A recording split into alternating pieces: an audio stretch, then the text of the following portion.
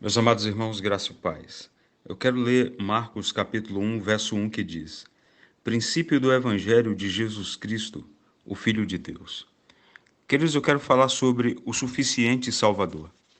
João Marcos, ou Marcos, foi filho de Maria, uma mulher rica e proeminente em Jerusalém. Foi primo de Barnabé. Esse mesmo Marcos acompanhou Barnabé e Paulo em sua primeira viagem missionária e também foi muito amigo do apóstolo Pedro, de quem recebeu boa parte das informações para os seus escritos. O Evangelho de Marcos foi escrito aos romanos, um povo gentil, um povo ágil e inquieto, e que estava sempre em movimento. Por isso, esse Evangelho possui características que são só suas, onde fala o servo incansável de Deus, aquele que está sempre agindo. Esse evangelho começa justamente falando do princípio do evangelho de Jesus Cristo, Filho de Deus.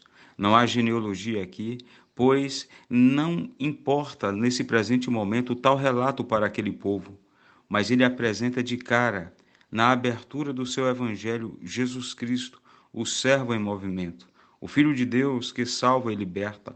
Lemos aqui que é o princípio do Evangelho, das boas novas, que Jesus é o Salvador. O homem caído em Adão herdou a perdição eterna por desobedecer a Deus, necessitando assim da sua libertação ou salvação e perdão dos seus pecados. E só existe um meio de ser salvo, de ser liberto e perdoado e ter a vida eterna, que é por meio de Cristo. Jesus é o caminho, verdade e vida. A nossa condição é de pecador perdido, que caminha para a morte eterna, e só há um meio de ganhar esse perdão, é ser salvo e ganhar o céu e ter a vida eterna, que é receber Jesus Cristo como único e suficiente Salvador. Salvamos, irmãos, e também necessitamos, irmãos, e devemos, de fato, orar para que Jesus Cristo perdoe, sim, os nossos pecados. Caso você não tenha ainda entregado a sua vida ao Senhor, que você reconheça o Senhor como seu único e suficiente Salvador e entregue a sua vida a Ele para que seja salvo da perdição eterna. E para quem já entregou a vida ao Senhor, nos resta sermos gratos e servir ao Senhor da melhor maneira possível, para que Ele seja honrado e glorificado através das nossas vidas.